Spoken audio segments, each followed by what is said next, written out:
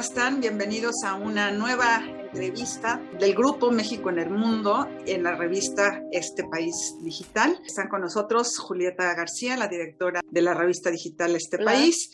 Y tenemos hoy como invitada de honor a Judith Mariscal, una gran especialista en los temas que vamos a tratar. Como ustedes saben, el tema de tecnologías de la información, el tema de las redes sociales, el manejo de cómo se han dado todas las plataformas en estos años ha sido fundamental, pero no es lo mismo en todos los países, ni todo el público es el mismo dependiendo de las edades y los temas que tratamos. Entonces, hoy vamos a dedicar una sesión especial justamente al tema de las redes sociales y las plataformas y lo que sucede en el mundo, en los diferentes países. Judith Mariscal tiene un doctorado en políticas públicas por la Universidad de Austin en Texas. Es profesora investigadora del CIDE y directora ejecutiva del Centro LATAM Digital. Además, por supuesto, es investigadora del Sistema Nacional de Investigadores con la categoría número 3. Ella es especialista en políticas públicas y asuntos regulatorios aplicados a todas las tecnologías de la información y la comunicación,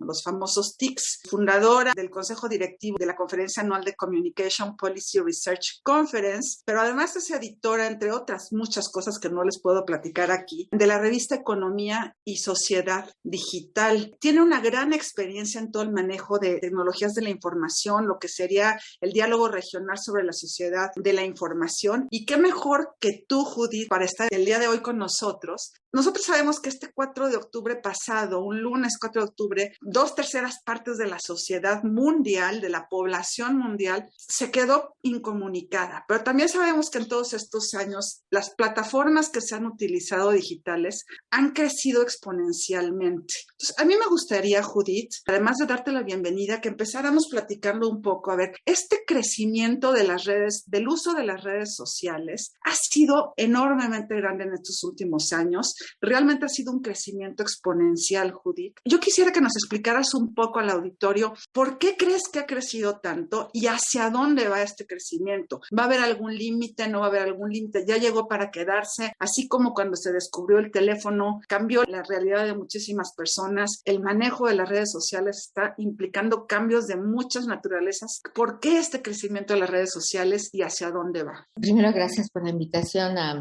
Este País. Susana y a Julieta, es un gusto estar aquí. Sí, el fenómeno que vemos de crecimiento en redes sociales tiene su inicio desde el uso de la telefonía móvil. En realidad, este inicio parecía ser un objeto de lujo, un servicio de lujo, y acabó siendo un medio a través del cual la gente que nunca había tenido un acceso a un aparato de comunicación lo tuvieron por primera vez. Básicamente, sin entrar en mucha historia, pero tiene que ver con dos políticas, una regulatoria y otra comercial, que hizo posible que la gente de menores ingresos, que no tenía, por ejemplo, acceso a crédito ni tenía un ingreso estable, tuvo la posibilidad de adquirir estos servicios, y este fue finales de los 90, en donde se veía el que llama paga, básicamente, y la posibilidad de rentar, ¿no? El amigo Kids,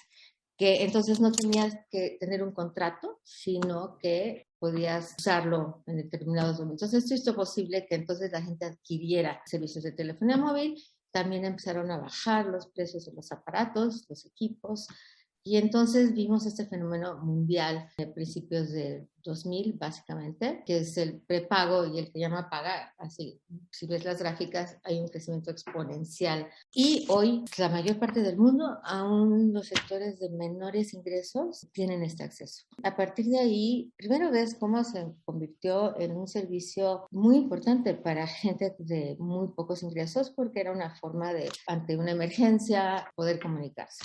Y bueno, hay todo un estudio respecto a este fenómeno de la telefonía móvil. Viene la banda ancha como una tecnología de servicio multipropósito. Se usa para toda la economía, sociedad, política, en fin. Y entonces ya con la banda ancha es como otro empuje, porque es posible entonces no solamente comunicarse por voz, sino en vivo, en fin, ¿no? Y el acceso a educación, el acceso a todas estas cosas gracias a la banda ancha. Entonces, en términos de tecnología, en términos de política, es el contexto en donde vemos esta explosión de las redes sociales. Y aquí entra pues el papel de las grandes corporaciones, ¿no? Las big teclas. El nombre que se les llama es over the top. Son estas nuevas plataformas en donde no son necesario el despliegue de cables como tenemos a los operadores tradicionales, sino que utilizan esa conexión sin tener una inversión en la necesidad de pues, fibra óptica o espectro, y entonces ellos lo utilizan, por eso se llama over the top, y empieza este fenómeno de las plataformas y de un modelo de negocio pues muy innovador que pues trajo una revolución digital como la que estamos viviendo hoy en día. El modelo de negocio que ellos tenían hizo todavía mayor la explosión del uso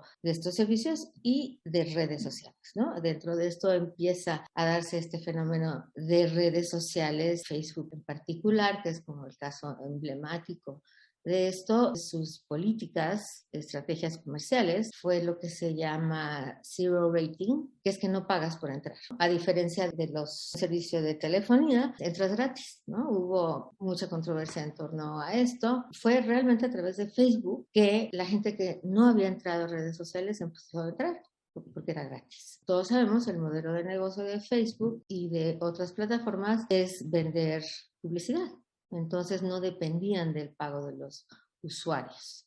Fue realmente increíble lo que vemos ahora, esta explosión en especial, primero de gente joven, pero después rango de edad y de género empieza a explotar por todas partes. Una cosa importante es que esto tiene lo que se llama en economía un efecto de red, que básicamente significa que el valor que yo obtengo de estar conectado a Facebook, por ejemplo, depende de cuánta gente entra. Tú entras, Susana, entonces yo me puedo comunicar contigo en Facebook y después si entran amigos tuyos, el valor es mayor. Estamos lidiando, no estamos enfrentándonos a algo muy importante que es esto, efecto de red.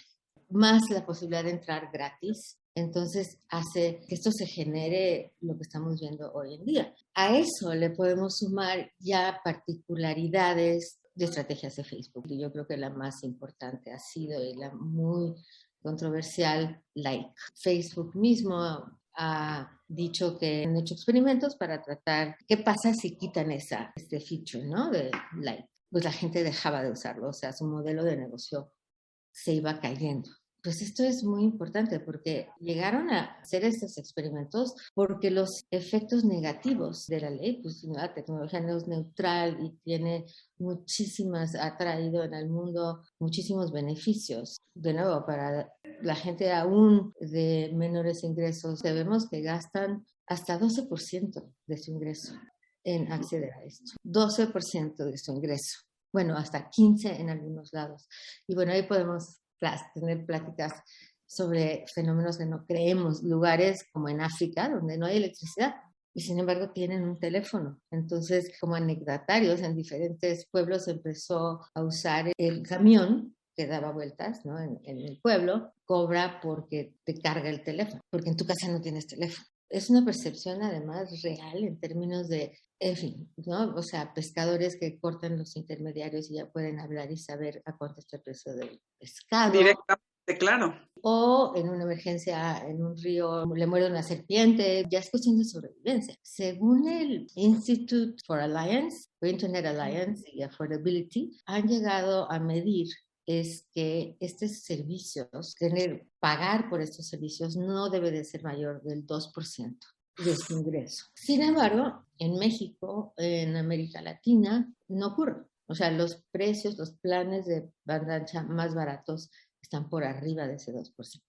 Entonces se da esta brecha que nos lleva a otro tema que no es el de hoy, pero bueno, es el de esta brecha digital, ¿no? Que mientras estamos en un mundo hiperconectado, globalizado, en donde no te imaginas no tener, en donde empresas que no tuvieran acceso a esto pues, se quedarían fuera, hoy, y la pandemia mostró claramente los grandes costos de no estar incluido digitalmente, y ya no solo es un teléfono con poca conectividad, se necesita una banda ancha de mucha calidad para poder no perder las clases en línea, y esto es para estudiantes, docentes, trabajadores, en fin, ¿no? Entonces eso es otro gran riesgo y problema que se tiene que enfrentar con estos grandes beneficios que trajo la revolución digital, en donde el like se convirtió en un efecto emocional. Y entonces, bueno, genera lo que ya sabemos respecto a estar obsesionados con recibir likes. Entonces se vuelve, pues somos ciudadanos digitales en donde entra en todas partes de nuestras vidas, pero además tiene efectos perniciosos importantes, entre ellos la posibilidad de privacidad. Me gustaría que tocáramos un poco el asunto de qué tan vulnerables estamos ante esto como ciudadanos, pensando en lo que decía Susana al arranque de esta conversación. El 4 de octubre de 2021 se cayeron las plataformas de Facebook y las que tiene asociadas, que son WhatsApp e Instagram y algunas otras chiquillas por allí. Puso como un poco de cabeza muchas cosas que suceden a través de esas plataformas. O sea, puso de cabeza comunicaciones de pronto laborales que ahora suceden vía WhatsApp. Nosotras, por ejemplo, Susana y yo usamos eso muchísimo para la conexión de cuestiones laborales, ¿no? Porque al final, un poco lo que tú decías es algo que está muy patente ahí y que me gustaría que elaboraras un poco más. Se ha metido en todos los aspectos de las vidas de las personas. O sea, como que no hay una división. ¿Qué tan vulnerables estamos frente a esta empresa, monopolio, se adueña de tanto? ¿Y cómo se pueden reducir los niveles de incertidumbre que eso conlleva? Y a lo mejor, no sé, hablaremos de regulaciones, pero primero vamos a decir qué tan vulnerables estamos ahí. Obvio, estamos muy vulnerables.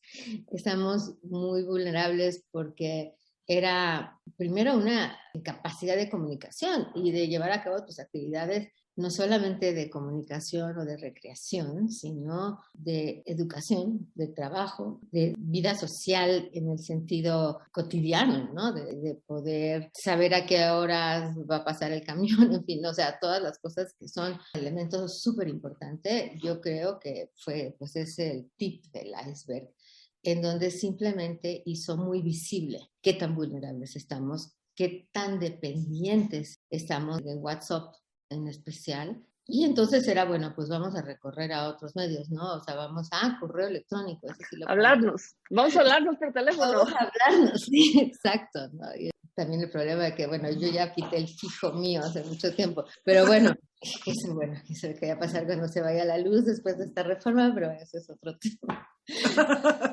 Sí, claramente nos mostró esta vulnerabilidad, por una parte, esta dependencia cotidiana, al mismo tiempo nos mostró el gran poder que tienen estas empresas, en particular Facebook, y los problemas que ya vienen enfrentando desde hace años, pero que simplemente los hizo muy visible ese día para nosotros. Básicamente, ser esta empresa dominante en estas aplicaciones, tener estos monopolios y este poder conlleva la existencia de ese gran poder que tiene.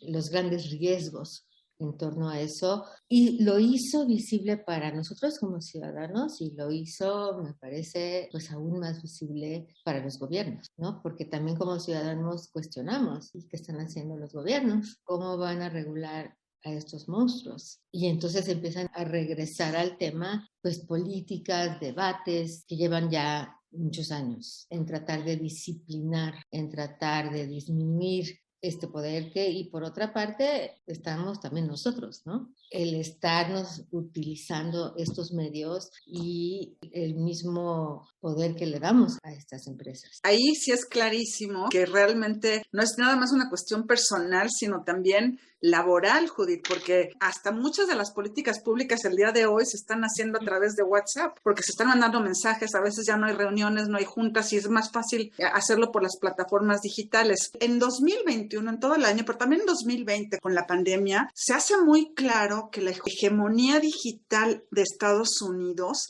es la más importante del mundo. O sea, nosotros estamos usando ahorita Zoom, diferentes plataformas de Google, etcétera.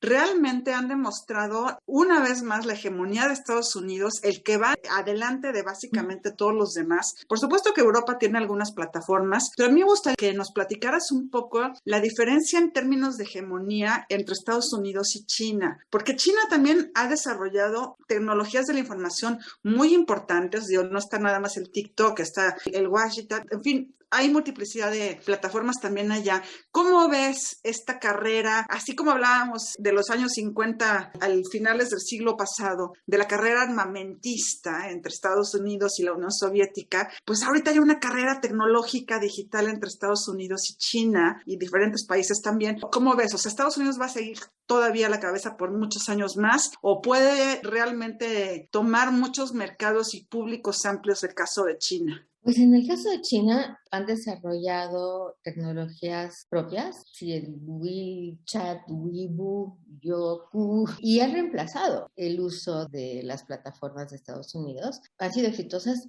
pero dentro de su entorno local. No lo vemos cómo llega a otras regiones, a otros países, como sí llega Facebook, Google y demás, ¿no? Lo interesante ahí es ver lo difícil, así como hablamos del caso de cuando se cayó WhatsApp, cómo pasar de una a otra, y esa capacidad no la vemos en China, de que estas plataformas se internacionalicen.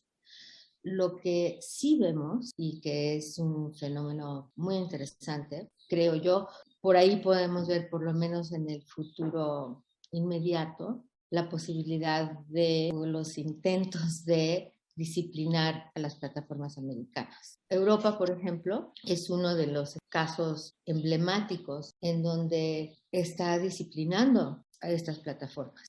Sacó se llama el GDPR, el General Data Protection Regulation, GDPR, que es un modelo regulatorio muy estricto, en donde, por ejemplo, temas como, recuerden ustedes, el derecho al olvido, que causó grandes debates en la sociedad. Aquí entra un tema muy importante, porque los gobiernos y nosotros como sociedad mundial, es como vivimos el enfrentamiento y la tensión entre dos objetivos humanos súper importante. Y aquí entra la libertad de expresión y la privacidad. Cuando lo ves a nivel internacional, en Estados Unidos se privilegia la libertad de expresión como parte ya de su cultura. En Europa, por supuesto que es importante, pero cuando las dos cosas vienen en tensión, se van más hacia la privacidad. Este reglamento, el GDPR, sí, fue el modelo europeo que se tomó en México, o sea, se trajo casi cut and paste, tiene problemas en sí mismo, pero es muy estricto respecto a las regulaciones que le impone a Facebook, a otras plataformas. Ahí hay un debate muy importante. De hecho, una de las cosas que vemos en esta frustración de los gobiernos de no poder disciplinar y regular a estas plataformas para disminuir la incertidumbre, para disminuir nuestra vulnerabilidad y disminuir el poder que tienen, lo han llevado a la política de competencia. La política de competencia tiene esa posibilidad de, por ejemplo, de admitir o no fusiones entre empresas, ¿no? Entonces ahí tiene como un palo importante para poder, bueno, vemos casos en Alemania, en donde ya es la política comercial lo que está haciendo, pero en sí mismo también tiene problemas, porque las grandes empresas te dan todas estas reglas de compliance y tienen equipos y recursos para ver cómo pueden cumplir con todas estas reglas. En cambio, posibles empresas más pequeñas que quieran entrar al mercado, así poder tener más oferta de estas plataformas que usamos, no lo tienen. Entonces de nuevo van ganando, ¿no? Es todo un tema en sí mismo, que es cuál es la respuesta. Y cuál es la respuesta tiene mucho que ver en que, pues, en muchas políticas hay tensiones y objetivos entre ellos, ¿no? Y aquí claramente que tanto valoramos libertad de expresión contra privacidad, un tema muy importante y cuál puede ser ese balance. En un artículo que se publicó en The Atlantic en septiembre de 2021, la autora Adrienne Lefrance dijo que Facebook era la autocracia más grande del mundo y lo consideraba como un régimen supranacional. Y hace muy poco, de hecho, por estos días, ahora en octubre, noviembre, Frances Haugen, la soplona de Facebook, ha hecho como una gira internacional un poco diciendo que eso es real, que eso es así. ¿Tú cómo lo ves? ¿Qué de cierto hay en eso? ¿Es una autocracia? ¿Se comporta como tal? ¿Gana tantos recursos como un país pequeño? Sí, claramente es un poder económico, social, político, como vimos en Cambridge Analytica, o sea, cierta evidencia de poder ver que no es comparable a un país autoritario que puede realmente llevar a cabo políticas directamente, ha hecho intentos obviamente infructuosos en tratar de disminuir estos riesgos a la privacidad y estos pues grandes riesgos a nivel de gobiernos, ¿no? De quitar a un candidato, poner a otro, ¿no? Sin embargo, es prácticamente imposible. O sea, digamos, vamos a tener por un momento darle el beneficio de la duda a Facebook, ¿no? Si Facebook realmente quisiera, y bueno, ha habido ciertos intentos, obviamente que todos esos intentos traen aparejado el objetivo de no disminuir sus ingresos. Por ejemplo, esta idea de ver qué tal si quitamos el like o si somos más transparentes. Todos sabemos que el modelo de negocio de Facebook, y bueno, sigo hablando de Facebook porque es probablemente el más problemático, pues vive de ser esta asociación entre tus datos personales con lo que vendes, ¿no? Que son anuncios. Entonces está utilizando datos pues que no son suyos, ¿no? Y los está utilizando de una manera, si no es ilegal, también hay un tema de ética y de justicia ciudadana. Pero si ese es su modelo de negocio, ¿qué hace? Yo creo que va a estrellarse, ¿no? Ahora ya cambió de nombre, ¿no? Parece que está cambiando de nombre a Meta. O sea, ya todo el mundo asocia a Facebook como una intrusión, como un abuso y esta autocracia, ¿no? Yo lo que pienso es que es un problema muy complejo aún. O sea, si lo es para los gobiernos, también lo es para Facebook. Y en algún momento la bomba tendrá que explotar, porque son cada vez más las demandas, ¿no? De mayor transparencia, de privilegio a la privacidad y al mismo tiempo libertad de expresión, en fin, la misma forma de vivir, los valores que como sociedad buscamos, que son la democracia, ¿no? El libre albedrío, la privacidad, todo lo que ya conocemos, la misinformation, hate speech, que está lleno de problemas que no tienen una sola respuesta. Este binomio de la libertad de expresión y la privacidad o versus la privacidad. Digo, lo vimos, por ejemplo, en la elección de Donald Trump versus Hillary Clinton, lo hemos visto en casos en África, o sea, no necesariamente son democracias, en el caso africano pues son otro tipo de sistemas políticos, pero la forma como se han realmente metido otros gobiernos, como por ejemplo el caso de Putin, de Rusia, en la elección de Estados Unidos, todo este discurso que se da de que no fue una elección limpia y que vuelve a darse también con participación china en la elección de Biden. Yo creo que aquí nos deja ver mucho el tema de la falta de regulación. Tú ya mencionaste algunos casos de empresas particularmente, pero a mí me gustaría, si nos pudieras dar algunos ejemplos en donde como gobiernos, algunos países, por ejemplo, europeos, han tenido mayores alcances de regulación que, por ejemplo, los latinoamericanos. ¿Tú crees que realmente pueda tener algún tipo de regulación? ¿Tienes ejemplos de gobiernos que sí realmente hayan hecho algo más allá? Sí hay forma, bueno, vemos que estas empresas están en la corte todo el tiempo por estar incumpliendo un reglamento que, pues, el más en el mundo. Más bien el problema es que nosotros lo adaptamos, ¿no? Lo traemos a la ley de protección de datos y en muchos otros países, como claramente sabemos, pues no se puede hacer este cut and paste porque básicamente no tenemos una tradición de derecho, no tenemos una tradición de democracia, de representatividad, de un poder judicial eficiente, apartado de los intereses. Entonces, el problema está en que tenemos que desarrollar nuestra propia versión, en donde, por ejemplo, es curioso, porque en términos de competencia, que también es en Estados Unidos como una religión, ¿no? El antitrust, ese sí lo importamos, ¿no? Entonces, estamos importando en nuestras políticas de competencia en la región, por lo menos en América Latina, la versión de Estados Unidos y en términos de protección de datos, la versión europea. Entonces se vuelve un monstruo de dos cabezas. Y ese esfuerzo de poder tener este liderazgo político, a mí me parece que en ese sentido, el expresidente de COFESE en México, Hanna Palacios, ha hecho una labor espectacular.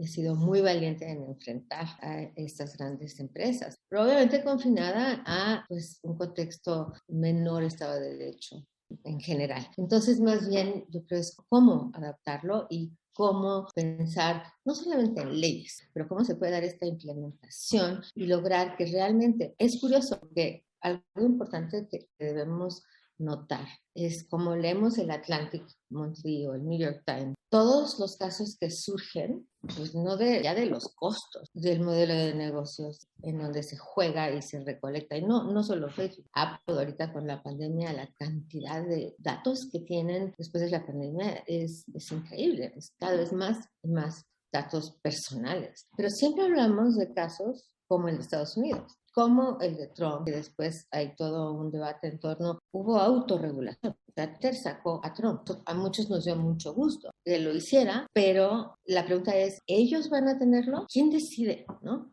¿Y por qué Trump? ¿Y por qué no presidentes de países autoritarios que hacen lo mismo, pero nadie los voltea a ver? Daniel Ortega, por ejemplo. Exacto. Sí, ¿no? O Chávez, o sea, los gobiernos de Venezuela, sí. Ahí nadie dice nada, ¿no? Como respuesta, yo diría ahora que sí es posible, más que darle esa decisión, poder de decisión a las empresas. Y bueno, Facebook ahora tiene sus comisiones de consultoría con expertos, pero pues ni son vinculantes, ni les dan la información que requieren. Entonces, yo creo no es solamente, de nuevo, aquí es políticas integrales de colaboración en donde están las instituciones regulatorias, pero también está la sociedad civil y el colaboración o digamos incentivos o penalidades a la colaboración de estas empresas a través de organismos, comités que realmente puedan ser de alguna forma vinculantes, pero también transparentes, legítimos, porque la otra, que es un grave problema, ¿por qué no dejárselo a jueces, ¿no? Al sistema judicial. Que determine cómo se baja o no se baja a Trump y por qué sí a Trump y no a Ortega, ¿no? Y entonces se ve, bueno, pues porque solamente al mundo le interesa Trump, entonces ya somos los buenos que lo sacamos. El problema con el Poder Judicial es que se tardan años. Lo judicial tiene ese problema y por eso creo que hay que apostar hacia la creación de organismos multi-stakeholders con legitimidad. No puede ser una solución de regulación ni de autorregulación. Lo veo problemático de cualquier manera porque a los gobiernos les ha funcionado. O sea, a los gobiernos les funciona que las redes sociales lleven sus mensajes y luego hay otros gobiernos que dicen, entonces si Facebook y Twitter no me dan chance, yo voy a abrir mi propia red social, pero bueno. Yo nada más aquí ya agradecerte, Judith, porque realmente ha sido una entrevista de lo más enriquecedora. Nos encanta platicar contigo. Este es un tema que yo creo que está presente en todas las edades, en todas las sociedades, que esto va a ir creciendo cada vez más. Realmente vale la pena hacer estos análisis comparativos, Judith, entre qué está pasando en Europa, la falta de derechos en sociedades como las latinoamericanas, que no podemos... Africanas. Las regulaciones europeas, por ejemplo, aunque tengamos un copy-paste de la misma. De acuerdo contigo con el gran trabajo que hizo Hanna Palacio, ojalá que esto se pudiera continuar porque es más que necesario. Podemos pasar de las benditas redes sociales a las malditas redes sociales. Pues ahora sí que queremos agradecer tu presencia con nosotros el día de hoy. Muchas gracias, muy interesante. Gracias, adiós a todos.